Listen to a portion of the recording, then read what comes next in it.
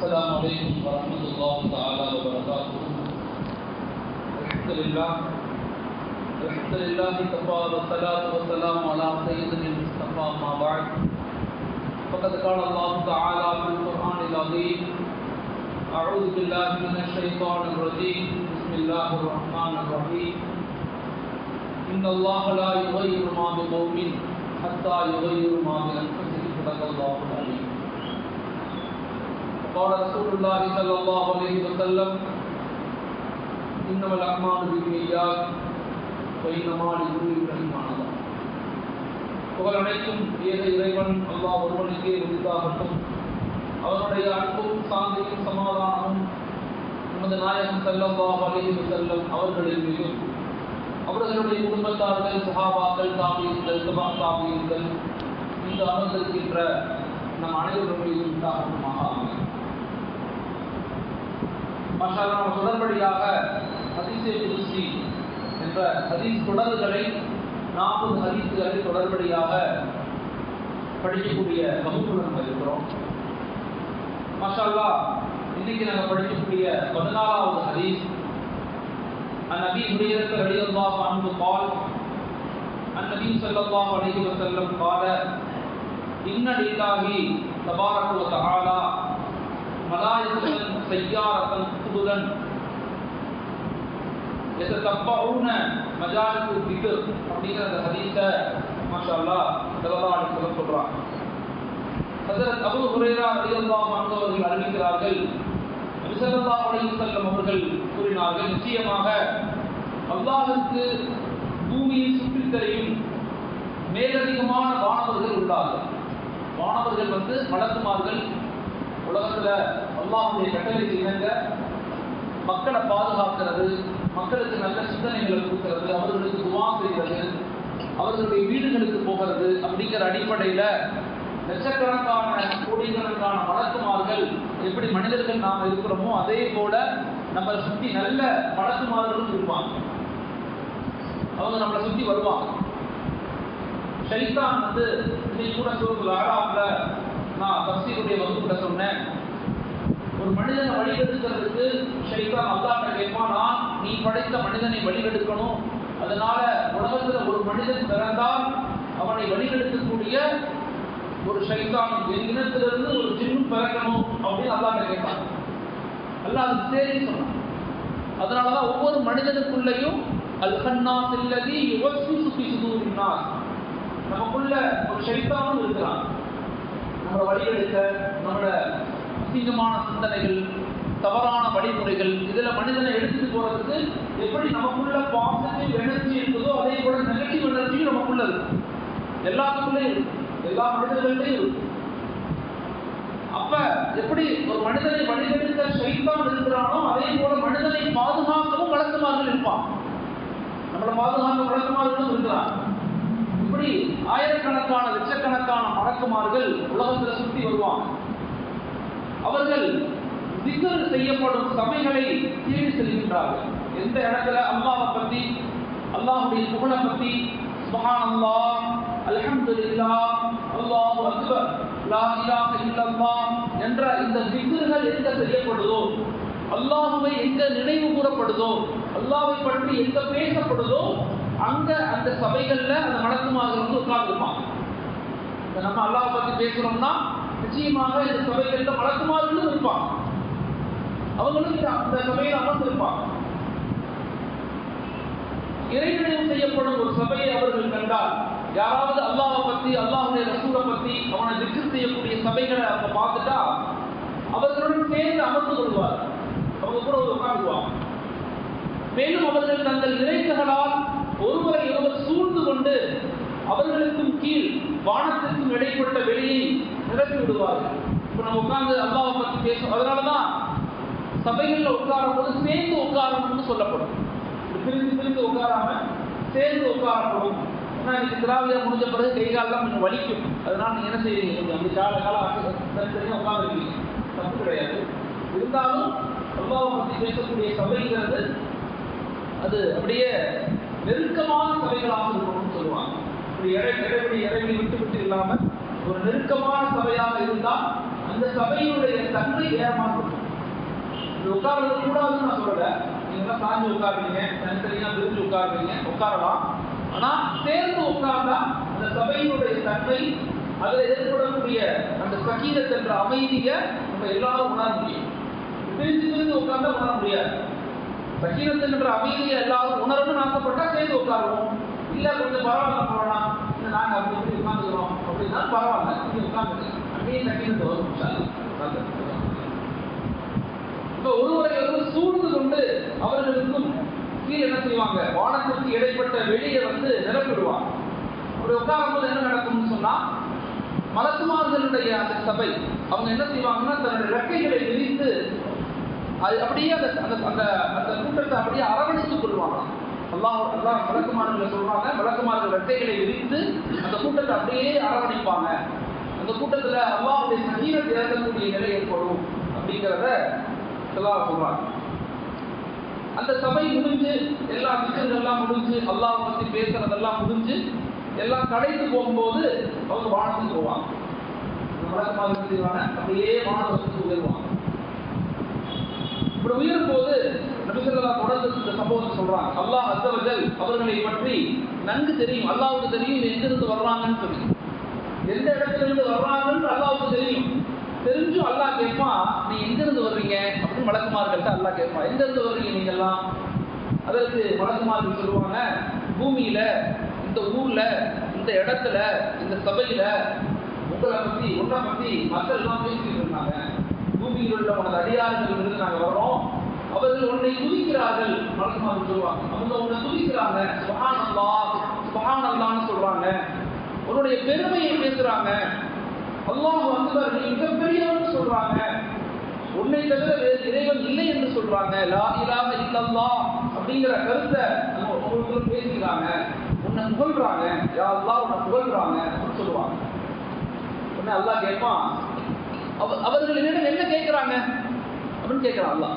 அதனாலதான் ஒரு சபை முடிந்தவுடனே கஃபாரா ஓதணும், ஒரு சபை முடிந்தவுடனே துஆ செய்யணும், ஒரு சபை முடிந்தவுடனே அல்லாஹ் ரசூலுடைய அந்த ஸலவாத்தை ஓதணும் அப்படின்னு சொல்றது காரணம் என்னன்னா இந்த ஹதீஸ் தான். இந்த ஹதீஸினுடைய அடிப்படையில அல்லாஹ் கேட்கிறான், சபையில எல்லாம் திக்ர் செஞ்சாங்க, என்னை பத்தி பேசினாங்க, இறுதியில் அவங்க என்ன கேட்டாங்க அப்படின்னு கேட்பான். அல்லாஹ் கேட்கிறான், என்ன கேட்டாங்க? இந்த மலக்குமார்கள் சொல்லுவாங்க, அவர்கள் உனது சுவனத்தை கேட்கிறார். மலக்குமார் சொன்னாங்க, உன்னுடைய சுவனத்தை கேட்கிறாங்க, உன்னுடைய சொர்க்கத்தை கேட்கிறாங்க. அல்லாஹ் கேட்பான், அவங்க என் சொர்க்கத்தை பார்த்துருக்காங்களா அப்படின்னு கேட்கிறான். மலக்குமார்கள் என்னுடைய சொர்க்கத்தை கேட்கிறாங்களே இந்த மக்கள், அவங்க என் சொர்க்கத்தை பார்த்துருக்காங்களா அப்படின்னு கேட்ட உடனே, இல்லையா இறைவா, அவங்க அதை பார்க்கவே இல்லை, சொர்க்கத்தெல்லாம் பார்க்கல. அவர்கள் சுவனத்தை பார்த்திருந்தால் எப்படி இருந்திருக்கும் என்று இறைவன் கேட்கிறான். ஒருவேளை அவங்க என்னுடைய சுவனத்தை என்னுடைய ஜன்னத்தை அவங்க பார்த்திருந்தா எப்படி இருக்கும் அப்படின்னு அல்லா கேட்கிறான். மலக்குமார்கள் அல்லாஹ்வும் பேசிக்கிறாங்க. மேலும் அவர்கள் உன்னிடம் பாதுகாப்பு தேடுறாங்க. மலக்குமார்கள் சொல்லுவாங்க, நரகத்தை விட்டும், முசீபத்தை விட்டும், கஷ்டத்தை விட்டும் உன்னிடத்துல பாதுகாப்பு தேடுறாங்க. எதிலிருந்து அவர்கள் உன்னிடம் பாதுகாப்பு தேடுறாங்க? அல்லாஹ் கேட்கிறான். எல்லாமே தெரியும், ஆனா மலக்குமார்களுக்கு அல்லாஹ் கேட்கிறான், நான் தான் சொல்றதாகவே சொல்றான் அல்லாஹ். எதிலிருந்து அவங்க என்கிட்ட பாதுகாப்பு தேடுறாங்க? உனது நரக நெருப்பிலிருந்து இறைவா. மலக்குமார்கள் சொல்றாங்க, நீ படைத்த நரகத்திலிருந்து பாதுகாப்பு தேடுறாங்க. எனது நரக நெருப்பை பார்த்துருக்காங்களா அவங்க அப்படின்னு அல்லாஹ் கேட்கிறான். இல்லையா அல்லாஹ், அவங்க பார்த்தது இல்லை. அவர்கள் எனது நரக நெருப்பை பார்த்திருந்தால் எப்படி இருந்திருக்கும் அப்படின்னு கேட்டுட்டு மலக்குமார்கள் திருப்பி சொல்லுவாங்க, யா அல்லாஹ், அவர்கள் உன்னிடத்தில் மன்னிப்பை கேட்கிறார்கள். யா அல்லாஹ், அவர்கள் உன்னிடத்துல மன்னிப்பை கேட்கிறாங்க. அந்த ஹதீஸை வாசிக்கும் போது திருப்பி சொல்றாங்க, அப்போது இறைவன் அல்லாஹ் சொல்லுவானா, நான் அவர்களை மன்னித்து விட்டேன் என்று சொல்லுங்கள், அவர்கள் கேட்டதை நான் அவர்களுக்கு வழங்கிவிட்டேன் என்று சொல்லுங்கள். மேலும் அவர்கள் எதிலிருந்து என்னிடத்தில் பாதுகாப்பு தேடினார்களோ அதிலிருந்து நான் அவர்களை பாதுகாத்து விட்டேன்னு சொல்லுங்க. கூறினாங்க. அப்போது மாணவர்கள், இறைவா, அவர்களில் இன்னார் உள்ளார், இன்னார் உள்ளார், இன்னார் உள்ளார், அவர் இந்த பாவம் செஞ்சாரு, அவர் இந்த பாவம் செஞ்சாரு, அவர் இந்த பாவம் செஞ்சாரு, இப்படி ஒருத்தவர் இருந்தாரு, அப்படி ஒருத்தவர் இருந்தாரு, மலக்குமார்கள் அழக சொல்லுவான். நீ எல்லாத்தையும் மன்னிச்சுட்டேன்னு சொல்ற, ஆனா அந்த கூட்டத்துல பாவிகள் இருந்தாங்க, அந்த கூட்டத்துல தவறு செய்தவங்க இருந்தாங்க, அந்த கூட்டத்துல தப்பு செய்தவங்க இருக்காங்க அப்படின்னு எனக்கு யார் கேட்கிறா? மலக்குமார்கள் சொல்லுவாங்க அல்லாஹ். அதே போல அந்த பயானுக்கு அந்த நிகழ்வுக்கு வரணும்னு யாரும் வரல. சில பேர் நடந்து போனாங்க, வந்து உட்கார்ந்துருக்காங்க, சும்மா நடந்து போயிட்டு இருந்தாங்க, யாரோ பேசுறத கேட்டாங்க, வந்து உட்கார்ந்துருக்காங்க. அல்லாஹ் சொல்லுவான், அதற்கு இறைவன் அவருக்கும் நான் மன்னிப்பு அளித்து விட்டேன், அவருடைய பாவங்களையும் நான் மன்னித்து விட்டேன், அவருக்கும் நரகத்திலிருந்து நான் விடுதலை கொடுத்து விட்டேன், சுவர்க்கத்தை நான் அவருக்கு கொடுக்க தயாராக இருக்கிறேன், அவர்களும் அத்தகைய கூட்டத்தில் நிச்சயமாக ஆகுமாக்கப்பட்டவர்களாக மாறுவார்கள் என்பதாக ரசூலுல்லாஹி ஸல்லல்லாஹு அலைஹி வஸல்லம் அல்லாஹ் மலக்குமார்கள்ட்ட பேசினதை தான் மக்கள் மீது, மனிதர்கள் மீது எவ்வளவு அன்பு வைத்திருக்கிறான் என்பதை வெளிப்படுத்தக்கூடிய மிக முக்கியமான ஹதீஸ் தான் இந்த ஹதீஸ். அப்ப நம்ம வாழ்க்கையில எங்கேயாவது சபைகள் இருந்தா ஒரு 5 நிமிடங்கள் உட்கார்ந்து போங்க, அப்படி எழுந்திரிச்சு போகாது. அதற்கு ஓதி முடிச்சுட்டு துவா கேட்டா கொஞ்ச நேரம் இருந்துட்டு போங்க, தாலீம் வாசிச்சா 5 நிமிடம் இருந்துட்டு போங்க. எவ்வளவு பெரிய வாக்கியம் யோசிச்சு பாருங்க. இந்த வாக்கியம் தான் கிடைக்காது மனிதர்களுக்கு. சின்ன சின்ன அமல்களை கொண்டுதான் வாழ்க்கையை நம்ம வெற்றி பெற முடியும். பெரும்பெரும் அமல்கள் செய்த வெற்றி அடையணும்னு அவசியம் இல்லை. சின்ன சின்ன அமல்கள் நடந்து வரோம், பீஷாவுக்கு வந்தோம், தொழுது முடிச்சோம், சொல்லிட்டு இருந்தோம், ஒரு கூட்டம் உட்கார்ந்து அல்லாஹ் பத்தி பேசுறாங்களா, வந்து 5 நிமிடம் உட்கார்ந்து யா அல்லாஹ் உனக்காக நான் உட்கார்ந்துக்கிறேன்னு உட்கார்ந்து நம்முடைய பாவங்கள் மன்னிக்கப்பட்டவர்களாக மாறி வேற வந்துருச்சா நான் கொஞ்சம் கிளம்புறேன், எனக்கு நேரம் ஆச்சு சொல்லிட்டு போங்க. எவ்வளவு பெரிய நன்மை, எவ்வளவு பெரிய வாக்கியம். ஹஜ்ரத் ரசூலுல்லாஹ் சொன்னாங்க, நீங்கள் எங்கேயாவது சொர்க்கத்தினுடைய பூங்காக்களை கண்டால் நன்றாக மேய்ந்து கொள்ளுங்கள்னு சொன்னாங்க. சஹாபாக்கள் கேட்டாங்க, யா ரசூலல்லாஹ் சொர்க்கத்தின் பூங்கானா என்னன்னு கேட்டாங்க. எங்கேயாவது யாராவது 5 பேர் 10 பேர் உட்கார்ந்து அல்லாஹ் பற்றி, அல்லாஹ்வுடைய ஞானத்தை பற்றி, அந்த குர்ஆனை பற்றி, அவனை திக்ர் செய்யக்கூடிய சபைகளை பார்த்தீங்கன்னா தயவு செய்து கூட உட்கார்ந்துக்கங்க. அந்த நன்மைகளை, அந்த மன்னிப்புகளை, அல்லாஹ்வுடைய இரக்கத்தை, அல்லாஹ்வுடைய நசீபை எப்படியாவது வாங்கிக்கங்க. அது பெரும் பரக்கத், பெரும் நசீபை. வாழ்க்கையில் அதை செய்வதற்கு முயற்சி செய்வோமா இன்ஷா அல்லாஹ். அடுத்து 15வது ஹதீஸ். عن ابي هريره رضي الله عنه قال قال النبي صلى الله عليه وسلم يقول الله تعالى انا عند ظن عبدي بي وانا معه اذا ذكرني فإن ذكرني في نفسه ذكرته في نفسي. الله اكبر. அற்புதமான ஹதீஸ். ஹஜ்ரத் அபூ ஹுரைரா ரலியல்லாஹு அன்ஹு அவர்கள் அறிவிக்கிறார்கள், நபி ஸல்லல்லாஹு அலைஹி வஸல்லம் அவர்கள் கூறினார்கள், அல்லாஹ் கூறுகிறான், என் அடியான் என்னை பற்றி என்ன நினைக்கிறானோ அதற்கேற்ப நான் இருக்கிறேன். அல்லாஹ்வை பத்தி ஒரு மனுஷன் என்ன நினைக்கிறானோ அதற்கேற்ற மாதிரி தான் நான் அவன்கிட்ட இருப்பேன். அவன் என்னை மன்னிச்சிட்டானா நினைச்சானா நான் மன்னிப்பேன், எனக்கு உதவி செய்வான் நினைச்சா உதவி செய்வேன், கைவிட்டுட்டா நினைச்சா கைவிட்டுவேன். அப்ப யார் என்னை என்னவாக நினைக்கிறார்களோ அதுவாக நான் இருப்பேங்கிறான் அல்லாஹ்.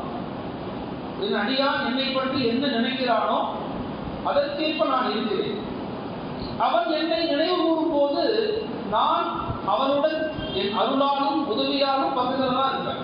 ஒரு மனிதன் என்னை பற்றி யோசிக்கிறான், அல்ஹம்துலில்லாஹ் நிறைய புரிஞ்சுக்கிறான், நினைச்சா அல்லாஹ் நம்ம கூட தான் இருக்கிறான். அல்லாஹ் எங்கேயும் இல்லை, நம்ம கூட தான் இருக்கிறான். ஆனா அந்த உணர்வுகளை அடைகிறதுங்கிறது கடினமான விஷயம்.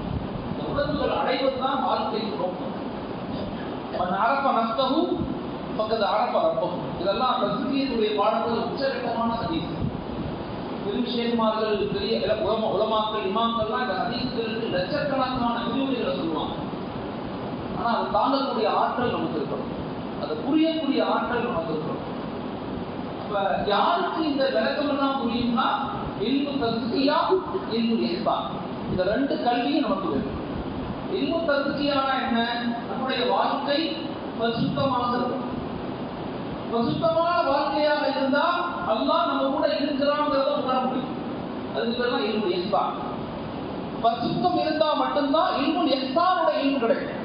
இல்மு இஹ்சான் அப்படிங்கிறது நான் அல்லாஹ்வை பார்க்காட்டியும் அல்லாஹ் என்ன பார்க்கிறான். சூரத்துல் அஅராஃப்ல இன்னைக்கு ஒரு ஆயத்தை நான் படிச்சு ரொம்ப ஆச்சரியப்பட்டு போனேன். குர்ஆனை எழுதி ஓதுவோம், ஆனா ஆழமாக விளங்கக்கூடிய நிலை தஃசீரை படிக்கும் தான் கிடைக்கும். அது அல்லாஹ் ஒரு இடத்துல சொல்றான், நீ ஷைத்தானை பார்க்காட்டியும் ஷைத்தானும் ஷைத்தானுடைய கூட்டாளிகளும் நீ ஷைத்தானை பார்க்க மாட்ட, ஆனா உன்னை வழிகெடுக்கிறதுக்கு அவனும் அவன் கூட்டாளிகளும் நீ பார்க்காத விதத்தில் உன் கூட தான் இருக்கிறாங்க. அவன் நல்லா சொல்றான். இன்னொரு பக்கத்து சொல்றான், நானும் உன் கூட தான் இருக்கிறேன், கவலைப்படாத. அவன் உன்னை வழிகெடுத்தாலும் நான் உன்னை கைவிட்ட மாட்டேன். எல்லா தத்திரத்துக்கு ரஹ்மத்தில்லா, என் மீது நிராசை அடைஞ்சிடாத, நான் உன் பக்கத்துல தான் இருக்கிறேன், நான் உன் கூட தான் இருக்கிறேன். நீ என்னை கூப்பிட்டா, நீ என்ன நினைச்சா நான் ஒண்ணு நினைப்பேன். பதுக்கூறு நீ அது கூறுக்கும். நீ என்ன நினை, நான் ஒண்ணு நினைக்கிறேன். இதுதான்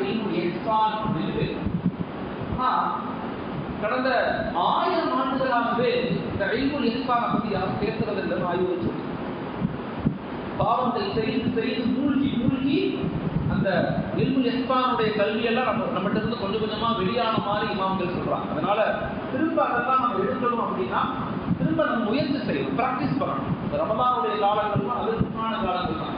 அல்லாஹ் நம்ம கூட தான் இருக்காங்கிறத உணர்வது மிக முக்கியமானது. அவன் என்னை நினைவு கூறும் போது நான் அவனுடன் என் அருளாலும் உதவியாலும் பக்கத்துல தான் இருக்கிறேன். என்னை அவனுக்குள் தனியாக தன் உள்ளத்தில் நினைவு கூர்ந்தால் நான் அவனை எனக்குள் என் மகத்துவத்திற்கு ஏற்றவாறு நினைவு கூறுகிறேன். யாருமே இல்லை, தொழுகை முடிச்சுட்டு அமைதியா அல்லாஹ் பத்தி யோசிக்கிறீங்க, சுப்ஹானல்லாஹ் அல்ஹம்துலில்லாஹ் அல்லாஹ் அக்பர் அப்படின்னு யோசிச்சீங்கன்னா இதே நிலை அல்லாஹ் உங்களை பத்தி யோசிக்கிறான், நான் உங்களை பத்தி யோசிக்கிறேன் சொல்றான். நீ என்னை பத்தி நீ யோசிக்க ஆரம்பிச்சா உன்னை பத்தி நான் யோசிப்பேன்.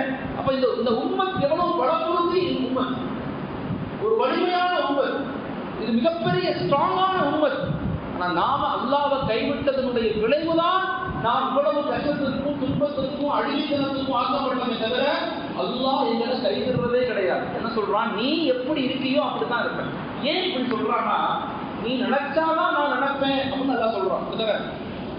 ஏன் அவன் நினைச்சா அவன் நினைக்காட்டி அவன் நினைக்க மாட்டானா அப்படின்னு ஒரு கேள்வி வரணும், சிந்திச்சா வரணும். அவன் தான் நம்மளை நினைக்கணும். படைக்கப்பட்ட நாம நம்மளை நினைச்சா நீ நினைச்சா நான் உன்னை நினைப்பேன். அது கூறு நீ அது கூறுக்கும்.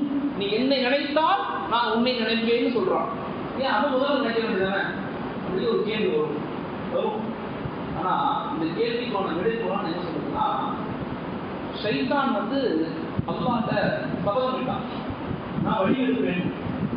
அதுல 4 துவா கேட்டான். ஷைத்தான் அல்லாஹ்ட்ட கேட்கிறான் 4 துவா. ஒன்று, கியாமத்து வரை நான் உயிரோட இருக்கணும், அல்லாஹ் தெரிஞ்சுட்டான். 2வது, மனிதனுடைய ரத்தத்துக்குள்ளேயும் சிந்தனைக்குள்ளேயும் பயணிச்சு வழிகெடுக்கணும், அதுக்கும் சரி சொல்லிட்டான். இன்னொரு முக்கியமான கேள்வி கேட்டான், என்னன்னா அவனால் உன்னை அழைக்காத வரை நீ உன் அன்பின் காரணமாக அவனை நீ அரவணைக்க கூடாதுன்னு கேட்டான். எவ்வளவு பெரிய கேள்வி பாரு. அவன் கேட்கிறான் அல்லாஹ்ட்ட. அவன் பெரிய அறிவாளி, உலகத்திலேயே மிகப்பெரிய அறிவாளி அவன் தான், ஷைத்தான் தான். அவன் கேட்கிறான் அல்லாஹ்ட்ட, நீ உன் அன்பின் காரணமாக நீ அவனை அரவணைக்க கூடாது. அவன் உன்னிடத்துல வந்தா, உன்னைய கூப்பிட்டா, உன்னை நினைச்சா அப்புறம் தான் நீ அவனுக்கு பக்கத்துல போகணும். அல்ல அதுக்கு தெரியுதான். அதனாலதான் இங்க எல்லாம் என்ன சொல்றான், என் அடியான் என்னை பற்றி எப்ப நினைக்கிறானோ அவனை பற்றி நான் நினைப்பேன். என்னை பற்றி எப்ப அவன் யோசிக்கிறானோ அவனை பற்றி நான் யோசிப்பேன். அதுல மாற்றுக்கிறதே இல்லை. ஆனா முதல்ல யார் செய்யணும், நாம தான் செய்யணும். அதனாலதான் ஹதீஸில் குத்ஸில் வரும், பின்னாடி வரும், என் அடியான் என்னிடத்தில் ஒரு ஜான் வந்தால் நான் ஒரு இடத்தில் ஒரு முழம் வருவேன். என் அடியான் என்னிடத்தில் ஒரு முழம் அளவுக்கு நெருங்கி வந்தா நான் அவனிடத்துல நடந்து வருவேன். ஒரு அடியான் என்னிடத்துல நடந்து வந்தால் நான் அவனிடத்துல ஓடி வருவேன். ஓடி வந்து அவன் பாதுகாப்பேன். நம்ம அதை இழந்துக்கணும். நம்ம அவனை மூவ் பண்ணணும். அல்லாஹ்வை அடையணும்னாவே அவன் பக்கம் போகணும், அவன் பக்கம் போகணும், அவன் பக்கம் போகணும். இன்ன கல்வியில் இருக்கா அல்லாஹ் மனிதனை எப்படி பார்க்கறான் தெரியுமா? குர்ஆன் சொல்லுது, ஒரு வேட்டையாளன் ஒரு அம்பை வச்சு அதை இழுத்து ஒரு குருவியோ ஒரு மானையோ குறி வச்சு தாக்குறதுக்கு எப்படி பார்ப்பானோ அதை விட அதிகமாக ஒரு மனிதனை அல்லாஹ் உற்று நோக்குகிறான். இன்ன கல்வியில் இருக்கா அல்லாஹ் மனிதனை உற்று நோக்கி கொண்டிருக்கிறான். அப்ப நாம நினைச்சாதான் அவன் நம்மளை நினைப்பான். ஏன்னா இது ஷைத்தானோட கேட்ட துவாவுக்கு அல்லாஹ் அனுமதி கொடுத்துட்டான், சேர்ந்து பதில் அளிச்சுட்டான். அதனுடைய விளைவு என்ன, நாம அல்லாஹ்வை நினைக்கணும். அவன் என்னை அவனுக்குள் தனியாக நினைவு கூர்ந்தால் நான் அவனை எனக்குள் நினைவு கூறுவேன். அவன் என்னை ஒரு சபையில் மக்களுக்கு மத்தியில் என்னை பற்றி நம்ம பேசினா நான் அவனை அதைவிட சிறந்த ஒரு சபையில் வானவர்களுக்கு மத்தியில் நான் அவனை பற்றி பேசுவேன். அல்லாஹ் சொல்றான். என்னை பற்றி யாராவது மனிதர்களுக்கு மத்தியில அல்லாஹ் மிகப்பெரியவன், அவன் உதவி செய்யக்கூடியவன், அவன் இறக்கக்காரி, அவன் மன்னிக்கக்கூடியவன், அவன் ஒருவன் தான் அப்படின்னு யாராவது மனிதர்கள் பேசினா அல்லாஹ் நம்மளை பற்றி சொல்றான். நான் உன்னை பற்றி மலக்குமார்களுக்கு மத்தியில பேசுனேன். இவர் தான் கலீல், இன்னைக்கு பேரணா மட்டும் போயிருக்காரு, இன்னைக்கு என்னை பற்றி பேசிக்கிட்டு இருக்காரு அப்படின்னு என்ன செய்யலாம்? அல்லாஹ் என்னை பற்றி மலக்குமார்கள் அவன் பேசுவான். இப்ப நாம அவனை பத்தி பேசினா அவன் நம்மளை பத்தி மலக்குமார்கள்ட்ட பேசுவேன்னு சொல்றான். அவன் என்னை ஒரு சபையில் மக்களுக்கு மத்தியில் நினைவு கூர்ந்தால் நான் அவனை அதை விட சிறந்த ஒரு சபையில் மலக்குமார்களுக்கு மத்தியில் நினைவு கூறுவேன். அவன் ஒரு சான் அளவுக்கு என்னை நெருங்கினார். அவன் ஒரு மனிதன் ஒரு சான் அளவிற்கு என்னை நெருங்கினால் நான் ஒரு முழம் அளவிற்கு அவனை நெருங்குவேன். அவன் ஒரு முழம் அளவிற்கு என்னை நெருங்கினால் நான் இரு கைகளை விரித்த அளவுக்கு அவனை நெருங்குவேன். இரு கைகளை விரித்து அப்படியே போவேன். அவன் என்னை நோக்கி நடந்து வந்தால் நான் அவனை நோக்கி விரைந்து போவேன். இது புகார் வரக்கூடிய ஹதீஸ், முஸ்லிம்ல வரக்கூடிய ஹதீஸ், திருமதியில் வரக்கூடிய ஹதீஸ், இப்னு மாஜால வரக்கூடிய ஹதீஸ், இகாசத்தாவுடைய 4 கிதாபுகளில் வரக்கூடிய மிக முக்கியமான ஹதீஸ். அதனால வாழ்க்கையில் எப்பயுமே நாம் என்ன செய்யணும்? அல்லாஹ்வை கூப்பிடணும். மனிதர்கள்ட்ட குழப்பம் மனிதர்கள்ட்ட குழப்பம் சரியில்லை, அது சரியில்லை, நாசமா போச்சு, மனைவி கேட்க மாட்டேங்குது, முண்டாட்டி கேட்க மாட்டேங்குது, மகன் கேட்க மாட்டேங்கிறான், இப்படியே புலம்புறதை நிப்பாட்டணும். அல்ஹம்துலில்லாஹ், லா ஹவ்ல வலா குவத்த இல்லா பில்லாஹ், லா ஹவ்ல வலா குவத்த இல்லா பில்லாஹ். அல்லாஹ் எனக்கு போதுமானவன், அல்லாஹ் எனக்கு போதுமானவன், என் வாழ்க்கை நல்லா இருக்குது. யா அல்லாஹ், உனக்கே புகழ் அனைத்தும். எப்பொழுது நாம் பிரச்சனைகளை அவனிடத்தில் புலம்பக்கூடியவர்களாக மாறுறோமோ அல்லாஹ் நம்முடைய எல்லா பிரச்சனைகளையும் தீர்த்துருவோம். அவன்கிட்ட புலம்ப மாட்டேங்குது, மனிதர்களுக்கு தான் புலம்பணும், அவன்கிட்ட புலம்பணும். அப்படி புலம்பக்கூடிய பேசக்கூடிய மக்களாக நம்ம இருக்கிறோம். அல்லாஹ்ட்ட பேசணும், அல்லாஹ்ட்ட பேசணும். அழிகள் அறிவிக்கிறாங்க,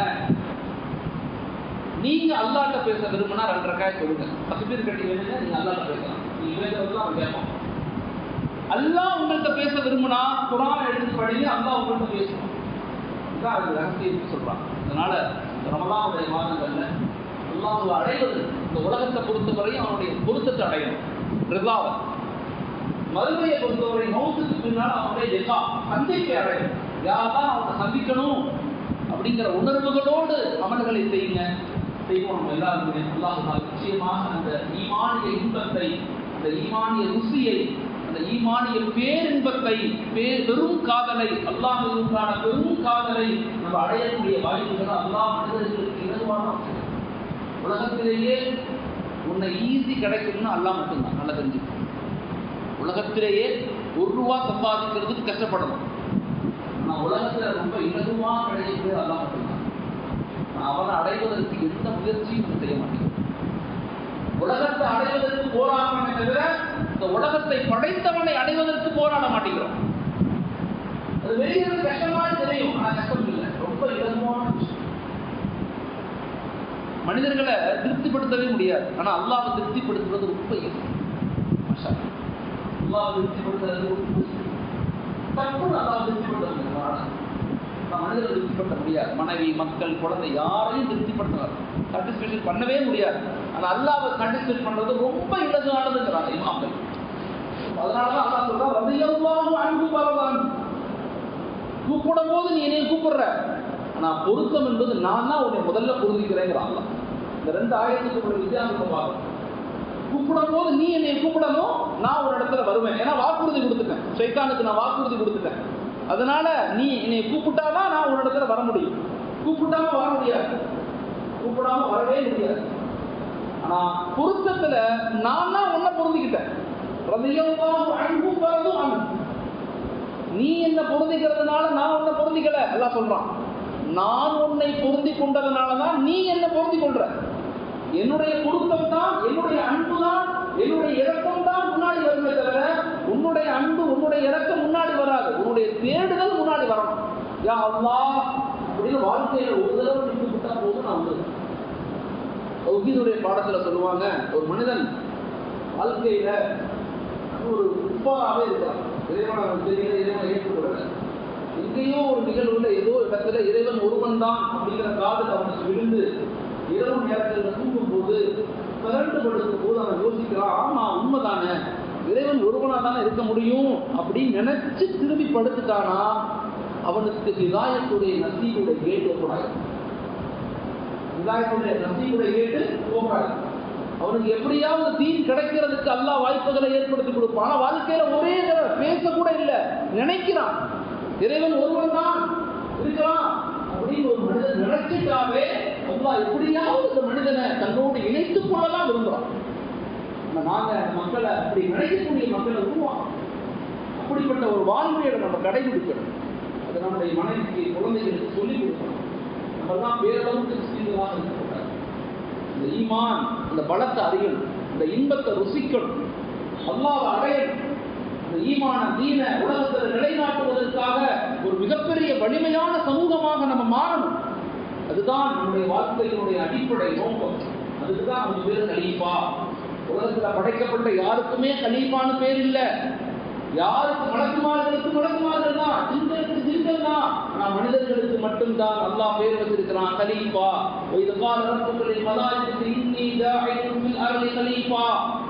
நான் ஒரு இன்சானை படைக்க போறேன்னு சொல்லல, நான் ஒரு கலீஃபாவை படைக்க போறேன்னு சொல்றான். எவ்வளவு பெரிய அந்தஸ்து இந்த மனிதனுக்கு கொடுக்கப்பட்ட மிகப்பெரிய அந்தஸ்து. உலகத்துல யாருக்கும் கிடைக்காத அந்தஸ்து அந்த மனிதனுக்கு அல்லாஹ் கொடுத்திருக்கிறான். ஆனா நாம ஷைத்தானுடைய சூழ்ச்சியில, உலக இன்பங்கள்ல, உலக மோகங்கள்ல மூழ்கி போன சமூகமாக இருக்கிறோம். இதிலிருந்து நாங்கள் வெளியாகும், இதிலிருந்து மக்களை வெளிக்கொணரும், இதிலிருந்து வருங்கால தலைமுறைகளை பாதுகாக்கணும். அதுக்கு நம்ம போராடணும், அதற்கு முயற்சி செய்யணும். நன்மைகளை ஏவி தீமைகளை தடுக்கக்கூடிய மிகப்பெரிய வலிமையான சமூகத்தை நம்ம உருவாக்கணும். இப்படி செய்யக்கூடிய பாக்கியத்தை அல்லாஹ் எனக்கும் உங்களுக்கும் நம்முடைய வருங்கால தலைமுறைகளுக்கும் ஆக்கி அருள்வானாக. ஆமீன். அஸ்ஸலாமு அலைக்கும் வரஹ்மத்துல்லாஹி வபரகாத்துஹு. ஆமீன். பிஸ்மில்லாஹிர் ரஹ்மானிர் ரஹீம். اللهم انت السلام ومنك السلام تبارك يا ذا الجلال والاكرام. حينا بالسلام برحمتك يا ارحم الراحمين. اللهم صل على سيدنا مولانا محمد وعلى ال سيدنا مولانا محمد وبارك وسلم عليه. ربنا ظلمنا انفسنا وان لم تغفر لنا وترحمنا لنكونن من الخاسرين. يا الله நாங்கள் அறிந்தும் அறியாமலும் தெரிந்தும் தெரியாமலும் செய்த சிறிய பெரிய அனைத்து பாவங்களை மன்னித்தருள்வாயாக. எங்களுடைய பெற்றோர்கள், யா அல்லாஹ் எங்களுடைய மனைவி மக்கள், குழந்தைகள், யா அல்லாஹ் எங்களுடைய உறவுகள், சகோதர சகோதரிகள், யா அல்லாஹ் எங்களுடைய உஸ்தாதுகள், ஆசிரியர்கள், யா அல்லாஹ் எங்களுடைய நண்பர்கள் செய்த அனைத்து பாவங்களை மன்னித்தருள்வாயாக. யா அல்லாஹ் இந்த பாவிகளுடைய பாவங்களை மன்னித்தருள்வாயாக. யா அல்லாஹ் உன்னுடைய பொருத்தத்தை எங்கள் மீது பொழிவாயாக. யா அல்லாஹ் எல்லா நிலையிலும் எங்களுடைய அமல்களை ஏற்றுக்கொள்வாயாக. யா அல்லாஹ் எங்களுடைய ரோசாக்களை, யா அல்லாஹ் எங்களுடைய சலாத்துகளை, யா அல்லாஹ் எங்களுடைய திக்ருகளை, யா அல்லாஹ் எங்களுடைய குர்ஆன்களை, யா அல்லாஹ் எங்களுடைய தான தர்மங்கள் ஜகாத்துகளை, யா அல்லாஹ் எங்களுடைய உம்ராக்கள் ஹஜ்களை, யா அல்லாஹ் மனப்பூர்வமாக ஏற்றுக்கொள்வாயாக. எந்த வாழ்க்கையை நாங்கள் ஹஜ்ரத் ரசூலுல்லாஹி ஸல்லல்லாஹு அலைஹி வஸல்லம் வாழ்ந்து காட்டினாங்களோ அந்த வாழ்க்கையை முழுமையாக பின்பற்றக்கூடிய மக்களாக எங்களையும் எங்களுடைய வருங்கால தலைமுறைகளை உருவாக்கி தருவாயாக. இந்த உலகத்தை விட்டு பிரியும் போது அஷ்ஹது அல்லாஹ் இலாஹ இல்லல்லாஹ் வ அஷ்ஹது அன்ன முஹம்மதன் அப்துஹு வ ரசூலுஹு என்ற கலிமாவோடு வாழ்ந்து கலிமாவோடு மரணிக்கக்கூடிய பாக்கியத்தை எங்களுக்கும் எங்களுடைய வருங்கால சந்ததிகளுக்கும் தலைமுறைகளுக்கும் நசல்களுக்கும் அல்லாஹ் ஆக்கி அருள்வாயாக. ரப்பனா ஆத்தினா ஃபித் துன்யா ஹஸனத்தன் வ ஃபில் ஆখিরাতি ஹஸனத்தன் வ கினா அஸாபன்னார். ஸல்லல்லாஹு தஆலா வ ஸல்லம் அலா கைரி ஹல்கிஹி வ ஆலிஹி வ அஸ்ஹாபிஹி அஜ்மஈன். வல்ஹம்துலில்லாஹி ரப்பில் ஆலமீன்.